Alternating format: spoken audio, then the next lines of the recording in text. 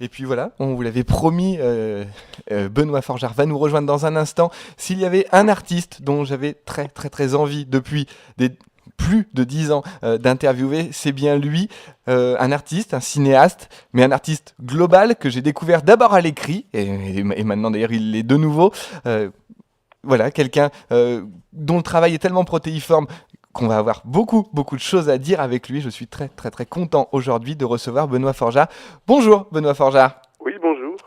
Alors, moi je vous ai connu déjà sous un autre nom, puisque vous vous appeliez Pascal Duez à l'époque. Oui, et ça Et, c'est vraiment pour les fins connaisseurs, je dirais, hein, puisque j'ai porté ce nom il y a déjà quelques temps et dans une catégorie bien particulière qui est celle du commentaire cyclisme. Exactement. Et alors, c'est vrai que là, en repréparant l'émission, je me suis replongé dans tout ça et déjà, je me suis demandé comment jeune, parce que voilà, j'étais à peine sorti enfin, je rentrais au lycée quand je vous ai découvert, et je me suis déjà demandé Voilà. comment je suis tombé sur sport érotisme, parce que c'était votre blog à l'époque.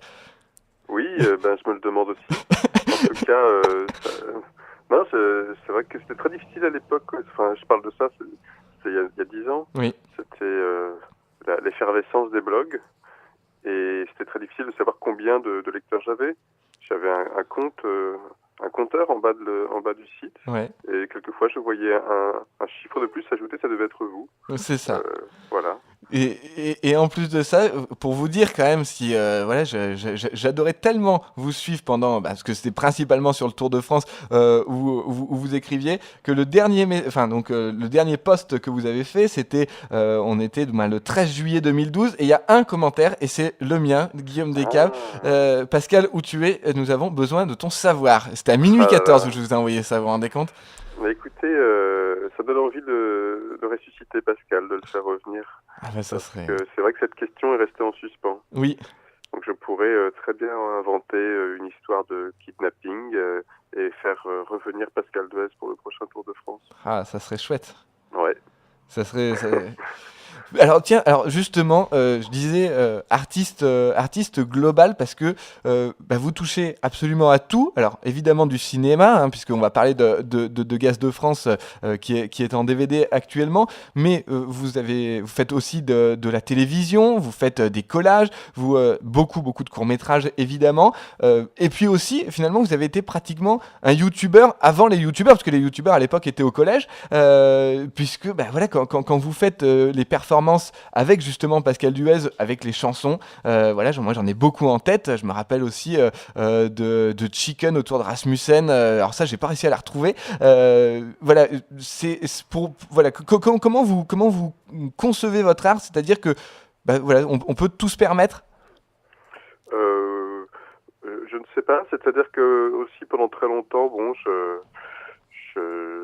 j'avais pas véritablement de spécialité, donc je me cherchais aussi, donc je me cherchais dans la joie, en essayant de faire les choses Ouais, qui m'amusaient. Bon, après, je me suis quand même dit que c'était peut-être bien d'essayer de faire quelque chose avec un petit peu plus de soin, donc du coup de me disperser un peu moins. ouais, Mais en tout cas, non, c'est-à-dire que ce qui est très bien aussi dans le fait de varier les genres, c'est que ça permet de prendre de la distance par rapport à un travail. C'est-à-dire quand on est en train de faire quelque chose, d'avoir une sorte de violon dingue ou de d'art récréatif, c'est plutôt bon. Enfin, ouais, moi je l'ai observé pour moi en tout cas. exactement. Ouais, non mais D'avoir un c'est violon dingue, bon, ce qui est intéressant, c'est de n'avoir que des violons dingues et de ne oui. pas avoir de spécialité. Ça, c'est possible aussi. Au- Aujourd'hui, alors on vous a bon, avec ce film, je crois que maintenant c'est terminé. Le livre vient de sortir, donc c'est sur le cinéma en 2027. On y reviendra un petit peu plus tard. Vous êtes aussi dans le 28 minutes et il y a Gaz de France qui vient de sortir. Donc voilà, vous avez aussi beaucoup de violon dingue là encore. Ouais, oui, oui, c'est vrai. C'est vrai. Et tout ça, toutes ces choses, j'essaie de les faire avec le même soin. Ouais, Bon,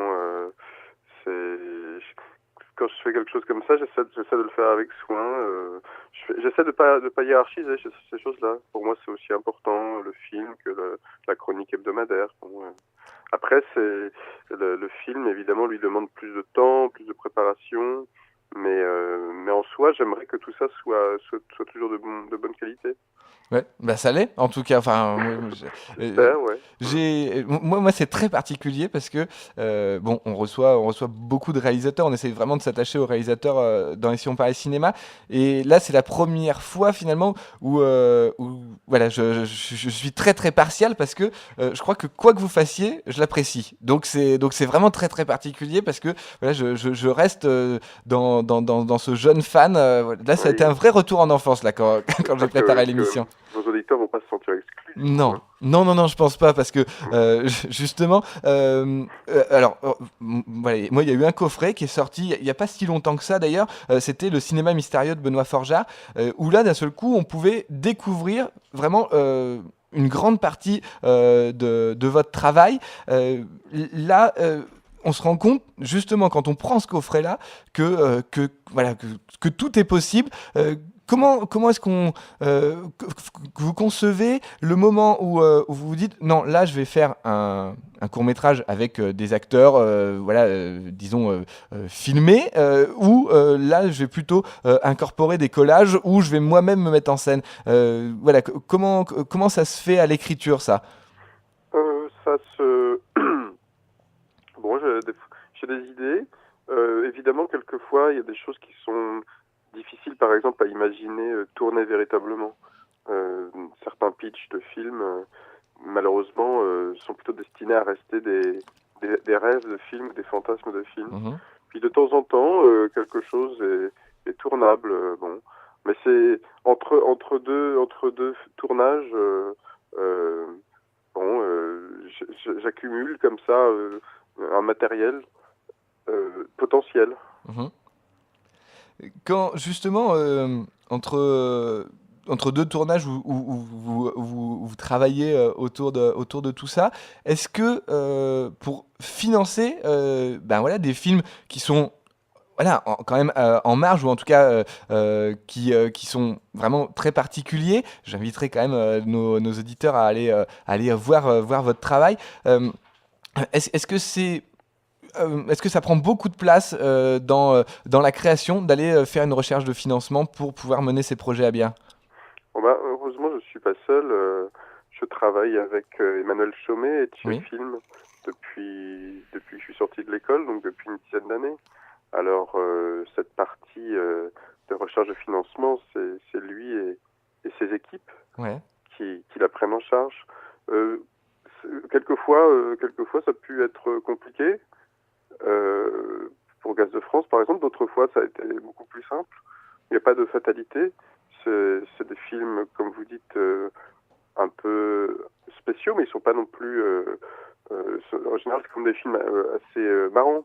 Oui, complètement. Même s'ils peuvent avoir Oui, un oui. côté sombre, mais donc c'est pas impensable d'arriver à le financer, heureusement. Mais c'est ça qui est intéressant aussi, justement, c'est que ces films-là puissent exister parce que effectivement, il y a une drôlerie qui est là toujours. Enfin voilà, voilà, rien que de vous écouter là déjà, moi j'ai un sourire jusqu'aux oreilles. Mais il y a toujours du fond dans toutes vos créations. Là, on peut même reprendre là, par exemple dans le 28 minutes, celui qui est sorti hier, Comment devenir masseur chez Dispatch Massage. Là aussi, il y a toujours ce fond qui est ici, et dans Gaz de France, et même dans l'essentiel de vos courts-métrages. C'est quelque chose, voilà, c'est trouver le bon vecteur pour pouvoir dire, bah voilà ce qu'on pense, mais finalement, avec l'air de pas y toucher. Oui, ça me fait plaisir que vous disiez ça. Le fond, oui, c'est important. C'est-à-dire, c'est-à-dire, oui, il y a une sorte d'arrière-plan critique. Et puis après, c'est important, oui, de ne pas prendre la voie directe, de prendre un chemin détourné pour en parler. Mhm. C'est, c'est une forme de comique, hein, tout simple, d'ironie et de distance. Mais c'est aussi une forme de politesse par rapport au réel. Bon, Oui. là, j'emploie des formules un peu pompeuses, Non, mais non, il mais est tôt encore. oui, oui, oui, oui, c'est vrai. Et on vient de passer les 11 heures. Merci d'être, Oui, merci d'être avec vers nous. 15 heures, je n'aurais pas du tout tenu les mêmes propos. Merci, merci pour ça. Euh, comment vous avez vécu justement la sortie de Gaz de France, où même si on était dans une économie de marché, voilà, vous avez été porté par l'acide notamment, on connaît très bien l'acide ici, on en parle souvent, mais vous avez d'un seul coup été ben voilà, plus sous les feux des projecteurs que sur le reste de votre travail. Ben voilà, est-ce que ça enlève une liberté à ce moment-là? Est-ce qu'on est moins inspiré, ou au contraire, est-ce qu'on englobe beaucoup de choses? Ah, quelquefois, il peut se produire une crispation. Oui, parce que si on sent tout à coup, enfin, moi, quelquefois, je suis sujet à ça. Si je sens tout à coup une pression, une attente, bon, on peut se crisper un peu. Donc, tout à coup, les idées viennent de façon moins fluide parce que on se dit elles peuvent être importantes, elles peuvent influer le reste de ma vie. Ouais. Donc, ça peut y avoir une crispation, mais enfin, j'essaie de l'oublier, cette crispation. Pour cela, j'ai quelques trucs, la méditation notamment, et puis l'alcool. Oui, je comprends l'alcool, oui, c'est nous aussi. Donc, Oui, chacun a souvent les mêmes trucs, hein. ouais, ouais. Justement, l'attente, alors, moi, j'aimerais savoir, qu'est-ce qui stimule le plus? Est-ce que c'est justement des commandes, comme pour le 28 minutes, ou est-ce que c'est de se dire, bon, bah voilà, je suis complètement libre de créer un film ou un court-métrage dont voilà, au moment où je suis en train de le créer, personne l'attend, alors que dans le reste, eh ben, voilà, il faut que je rende des choses en temps et en heure. Euh, les deux peuvent être assez stimulantes, hein. La commande, ça m'est arrivé quelquefois. Bon, en général, c'est rarement des commandes très précises, c'est juste un format. Oui, voilà.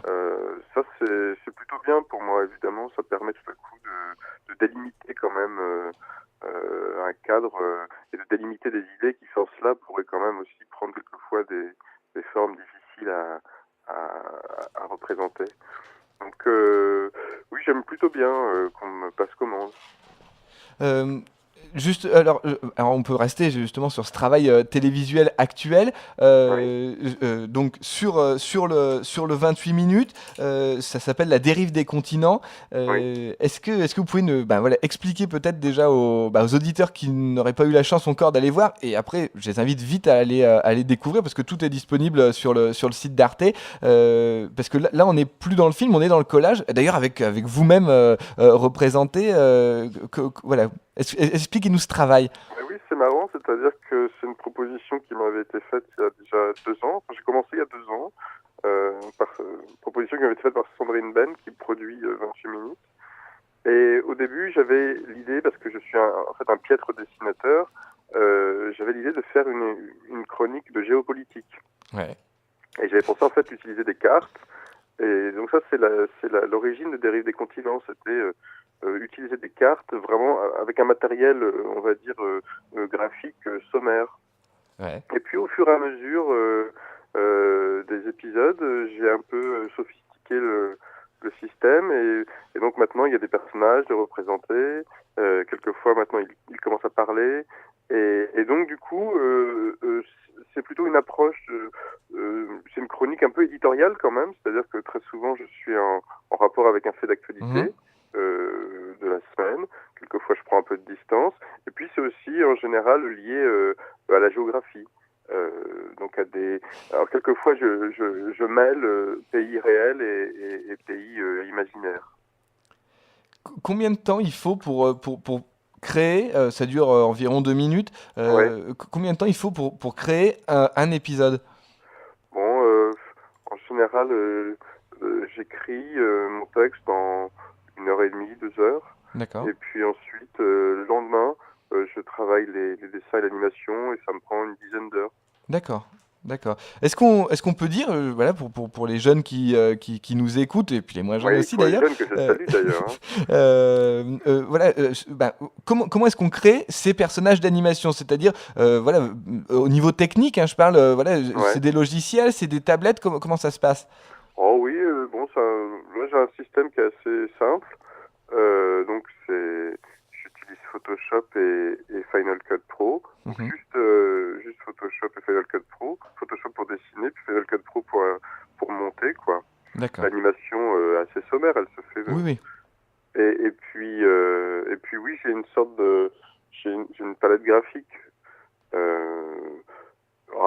avait une qui était indirecte, c'est-à-dire que on dessine sur la palette et puis on doit lever la tête vers l'écran. D'accord. Maintenant, j'en ai une, on dessine directement sur l'écran. D'accord, d'accord, très bien. Donc ça, c'était quoi? C'était l'époque Laïka Park où vous devez levier la tête? Non, c'était Non? jusqu'au printemps dernier, Ah je oui, peux baisser d'accord, la c'était tête. tout récent. Maintenant, j'ai progressé, je peux baisser la tête un peu comme un cycliste d'ailleurs. Très bien. Bon, on va y revenir. Baisse la tête, tu auras l'air d'un graphiste, plutôt cycliste, Très bien. graphiste. Ouais, mais c'est bien. On reviendra sur le vélo peut-être en fin d'émission. Autre chose aussi, alors là pour le coup qui a marqué beaucoup de monde, parce que d'ailleurs moi j'ai même plein d'amis qui m'ont dit ah mais est-ce que tu as vu ce blow-up et tout, sans savoir d'ailleurs forcément que c'était vous qui étiez derrière. C'est l'acier chez Romer et puis maintenant le cuir chez Piala.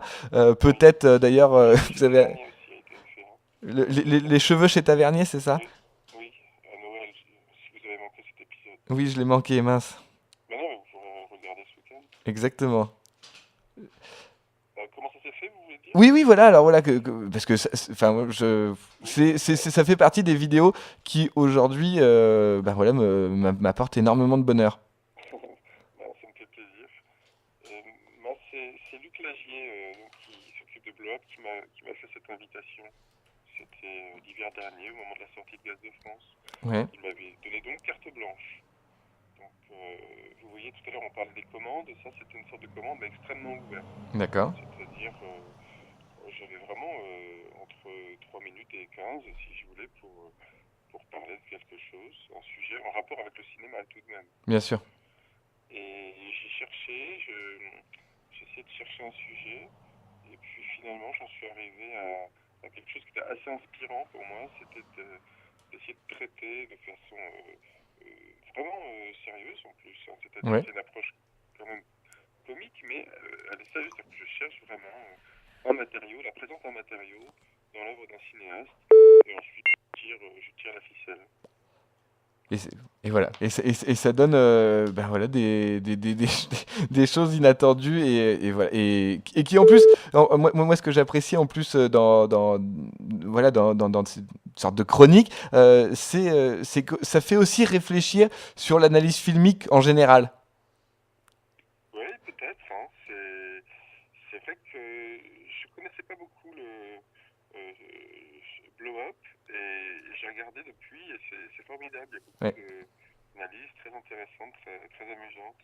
Et bon, c'est vrai que c'est juste une question de regard, hein, de point de vue sur les films. On peut les aborder par plein d'accès. Ouais, ouais, mais c'est voilà, j'en suis le premier convaincu puisque j'ai fait tout un mémoire sur le lit chez Philippe Garrel. Donc vous voyez, c'était Ah, ça doit pas être mal. voilà. Le lit chez Philippe Garrel? Oui, je vous l'enverrai Ah oui, oui, volontiers, oui. avec plaisir. Parce qu'on trouve de nombreux lits, hein, chez Philippe Garrel. Oui, le corps enfin c'était le corps à l'horizontale chez Philippe Garrel, voilà, il y a que lui où il y a autant de corps à l'horizontale. Et d'ailleurs là, on parlait tout à l'heure avec Jean-Philippe Tessé des Cahiers du cinéma où Philippe Garrel a envoyé 2 photos aux Cahiers du cinéma, dont une où sa fille est allongée. Donc c'est pas un hasard. Ah, effectivement.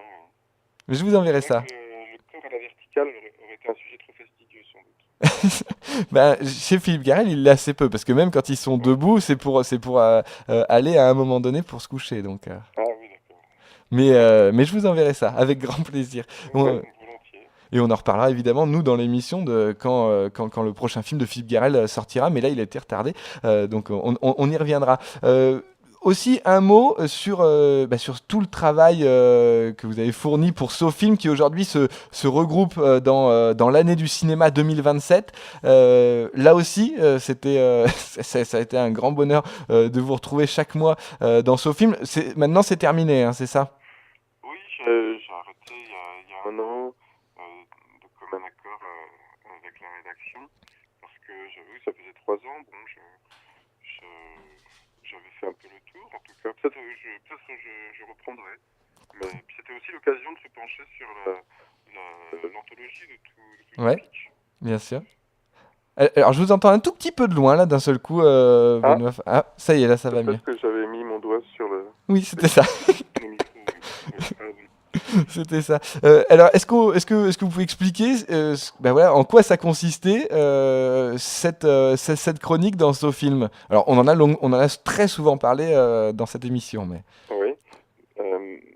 C'était simplement d'imaginer les films qui sortiraient au cinéma dans 10 ans et, et puis d'en livrer une critique.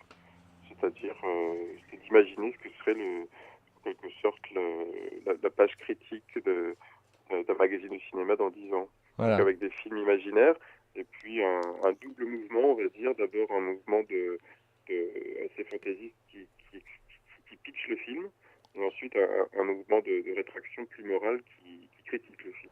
Ouais. Là aussi, ça vous a permis de faire, bah, enfin mettre vraiment aux yeux de tout le monde des pitchs que vous aviez en tête, mais que vous saviez irréalisables? Ouais, c'est arrivé parce que c'était un exercice que je faisais avant d'écrire dans ce film. C'est un exercice récréatif, créatif, que je Mhm. faisais quelquefois en début de journée de travail pour me mettre pour m'échauffer avant d'écrire autre chose. Ouais. Mais à vrai dire, quelquefois, euh,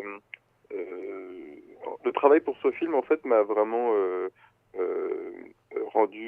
donné cette gymnastique, en fait, de penser vraiment des pitchs Mhm. de façon hebdomadaire. Donc, j'ai assez peu recyclé de pitch que Ouais. j'avais d'avant. Non, alors ça, là, c'est pareil, j'invite alors ou à retrouver des anciens SoFilms pour découvrir en dernière page la chronique, ou directement d'aller trouver le livre L'année du cinéma Oui, 2027. Ça moi, voilà? je recommanderais plutôt la deuxième solution parce Oui, qu'il y a plus de films, il y a des inédits, et puis il y a aussi des très belles illustrations de mes camarades illustrateurs, Rachel Deville, El Carava, Mathieu Chiara et Philippe Patry. donc on invite tout le monde, et des droits d'auteur en plus, donc on invite tout le monde à aller acheter le Oui, livre L'année du cinéma 2027. copieux droit d'auteur. Très bien. Tiens, d'ailleurs, il y avait un livre. Alors celui-là, je l'avais jamais acheté, et là, du coup, je vois qu'il est encore en vente chez Décitre. Pascal Duez, l'ami des champions, chronique cycliste 2005-2007. Donc là, je vais me précipiter Ah oui, oui, oui. pour Il aller en reste acheter. quelques-uns. Alors, justement, le cyclisme, c'est même comme ça que je vous ai abordé la première fois, Benoît Forjard, parce que, en On a fait, vu d'arriver. on se rend compte qu'il y a beaucoup de réalisateurs aujourd'hui qui aiment le vélo, mais finalement, assez peu de personnes ont vraiment pu prendre la course cycliste en tant que telle dans le cinéma. Comment vous l'expliquez, ça, Benoît Forjard?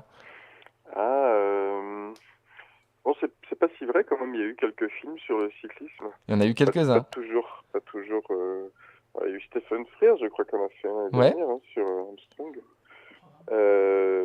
avec plus ou moins de bonheur d'ailleurs. ouais, Il y avait le film de Louis Malle aussi sur le Tour de France qui est très beau. oui. C'est plutôt un moyen métrage. Il y a un film qui s'appelle Les Cracks avec Bourvil. Oui, il y a les cracks avec Bourvil, Ouais. effectivement. Et c'est vrai, bon, pourquoi est-ce qu'il y a vraiment tant de réalisateurs que ça fait le cyclisme? Je sais pas, je connais Guillaume Braque et Alain Guiraudy qui aiment le vélo. Euh, J'en connais pas beaucoup d'autres. Peut-être que vous en connaissez. Non, non, non, bah, moi c'est vous qui m'avez Ah justement ouais, tu m'avais cité, dit ça? cité ces noms, et voilà, donc je me suis dit, bon, bah ça Voilà. y est, il y a un vrai groupe qui est en Oui, train de oui. se former. Non, c'est vrai que en général, il y a quand même. Alors, le truc, c'est que je crois que le Tour de France, par exemple, est quand même une œuvre. Je parle du Tour de France télévisé. Oui, Donc, Maurice Hogg, je crois que c'est lui qui réalise le Tour de France à la télévision. oui, C'est une œuvre quand même très télégénique, ouais. le Tour. Parce que on traverse la France, il y a des plans qui sont vraiment très très beaux. Et depuis 2 ans, en plus, on peut, sur le site de France Télévisions, choisir sa caméra. Oui. Donc on peut aussi ne pas avoir de commentaires et simplement, par exemple, se mettre en queue de peloton et suivre le Tour de France comme ça. C'est quand même génial. Donc c'est peut-être pour ça aussi que souvent, peut-être les gens qui font du cinéma aiment bien le Tour de France pour cette raison-là. C'est parce que c'est quelque chose qui a pu les marquer aussi dans l'enfance, dans l'adolescence, à travers la télévision. Oui, moi ça m'a aussi marqué parce que je crois que c'est sur le Tour de France que j'ai compris le montage. Oui, oui, oui, tout à fait. Il est capital, hein. peut y avoir des effets de suspense, des effets d'ironie, par exemple en montrant un coureur qui revient sur l'autre. Alors c'est un peu moins vrai maintenant à cause des oreillettes, Oui. mais c'est vrai qu'avant le spectateur pouvait savoir quelque chose que le coureur ne savait pas. Il pouvait savoir que le coureur est en train de revenir sur lui par le jeu du montage. Ouais. Et en fait, on se rend compte justement tout le travail de France Télévisions quand on regarde les autres courses. Voilà, bon, moi j'aime vraiment beaucoup, beaucoup regarder le vélo. Et en fait, quand on regarde d'autres courses qui sont pas pris soit par le Tour de France d'ailleurs, soit directement par ASO, hein, parce que finalement c'est assez le cahier des charges de ASO. Eh bien, Ouais. on se rend compte, on se dit mais quelle chance on a en France d'avoir cette qualité Ouais, vous avez raison. d'image, quoi. C'est Ouais, ouais. On s'en est aperçu au dernier championnat du monde Oui, ah bah oui, c'était Qatar, où flagrant. la réalisation était en dessous de tout. Ah oui, oui. Non, non, et là, on nous annonce le Giro sur l'équipe 21 cette année. Donc, Ouais, mais je pense pas que ce sera l'équipe Attaque qui réalisera, non, parce non, que ce sera ils volonté achètent juste les droits. Ouais, de la chaîne italienne. Mais non, c'est vrai, il faut le saluer parce que c'est pas souvent dit. On a beaucoup de chance et les gens qui réalisent le Tour de France sur France 2 font ça très très bien. Ah, il y a aussi des plans sur les villages, les églises. Des fois, il y a vraiment des plans aussi de. Il y a des grandes différences d'échelle de plans. Un Oui. gros plan, plan extrêmement large, extra large, on peut même parler de plan extra large qui recouvre tout un département vu d'avion. Et puis après, maintenant, on arrive même à arriver avec une caméra sur le vélo. Donc c'est. Et je pense qu'on pourra arriver un jour à avoir des caméras vraiment partout. Donc, tout sera montrable finalement. Oui, oui, oui, oui, c'est vrai. Euh, Après, c'est peut-être pas forcément souhaitable parce Non? que c'est vrai que ce qui est toujours intéressant, et c'est vrai, c'est que des éléments d'information soient dissimulés pour quand même qu'un mystère opère. Ouais. Par exemple, même si j'aime beaucoup la réalisation de France Télévisions, quelquefois aussi, il peut arriver qu'à cause des intempéries, on ne voit pas tout. Oui, Et ça rend aussi la course assez haletante. Bon, complètement. jusqu'à un certain point, bien sûr. Mais certaines caméras embarquées sur les motos n'arrivent plus à retransmettre ou retransmettre de façon hachée, même si c'est un peu frustrant, ça peut être très excitant. Oui, oui, où on se retrouve avec juste les commentaires et puis cette ligne d'arrivée parce que finalement c'est la seule où ça passe. Donc, Exactement, on voit juste un plan sur la ligne d'arrivée et puis on entend les malheureux journalistes meubler. exactement. Et finalement, on en revient à de la radio. Donc, c'est aussi chouette Ouais, ça. Parce que le Tour de France à la radio, c'est aussi quelque chose. Parce qu'on a les images, mais on se rend compte qu'on a les images que France Télévisions nous a mis dans la tête depuis toujours. oui, oui, C'est ça qui est assez beau aussi. mais bon, les gens qui commentaient pour la radio le commentaient pour la radio, donc avec Oui, cette espèce d'énergie bien singulière. exactement. Est-ce que vous pratiquez vous-même le vélo ou c'est juste un plaisir de le regarder, Benoît Farja? Non, je l'ai jamais vraiment pratiqué assidûment. Euh, j'ai- je circule en vélo de plus en plus rarement d'ailleurs, parce que la position du cycliste me fait un peu mal à la nuque. Donc je vais devoir en plus, là je crois, redresser mon guidon, c'est-à-dire abandonner complètement là, la D'accord. posture du cycliste. D'accord. Bon. Bon, voilà, on a parlé vélo, mais j'espère qu'on aura le temps de reparler Oui, images et avec grand vélo plaisir, hein, oui, plus tard dans l'année, en tout cas. oui. C'est... Oui, bien sûr. Revenons Bon, oui. à une autre de votre actualité. C'est évidemment Gaz de France. Tiens, alors ça aussi, c'est quelque chose qui m'a marqué dans ces deux coffrets, enfin, parce que j'ai aussi là sous les yeux le cinéma mystérieux. Euh, le soin que vous apportez, ou en tout cas que votre boîte de production et de distribution apporte, à, euh, à l'objet en tant que tel. C'est quelque chose qui est important. Ah oui, bien sûr, c'est important, Je oui. crois que vous avez de nouveau le doigt sur votre téléphone. Ah, pardon, Voilà. vous êtes là, c'est bon? Oui, oui, c'est tout bon. Ok. Oui, oui, c'est important de soigner l'objet. Bah, déjà, c'est amusant à faire. Oui, C'est comme faire un cadeau, quoi. On essaie de mettre des choses qui soient amusantes. Bon, donc, oui, oui, de faire un bel objet. Comme chacun peut imaginer, on reçoit un DVD, on a envie qu'il y ait des surprises, des choses marrantes. Ouais. Alors, Ça fait partie pour moi aussi du travail, enfin, d'artiste, de soigner tout. ouais. Et là, je suis en train de feuilleter le livret. Je me lasse pas de le feuilleter. Pourtant, ça fait déjà longtemps que je l'ai lu. Il y a même pas de, il y a pas le titre sur le livret. On voit des gens qui nous tournent le dos. Enfin, je trouve qu'en fait, quelqu'un qui ne vous connaît pas, il prend ce livret et j'ai l'impression que on connaît tout de suite pas mal de Benoît Forgeard dans ce livret-là. Ah oui, peut-être, hein, c'est vrai. On retrouve les C'est- collages, on retrouve des plans, des interviews. C'est dans celui-là, oui, voilà, l'interview par votre cardiologue. D'ailleurs, je savais pas du coup que Michel Moisan était cardiologue aussi, en plus d'être réalisateur. Donc c'était. Oui, oui, c'est vrai, il a plusieurs casquettes. Oui. Mais je crois il est amateur dans chaque discipline. Il Oui. est cardiologue, mais de façon amateur. Ouais, d'accord. Mais, mais ça a pas dû être facile du coup de vous faire interviewer par Michel Moisan parce que très souvent il met du temps à poser ou à répondre aux questions. Je me rappelle d'une courte vidéo d'annonce pour le, pour le grand manteau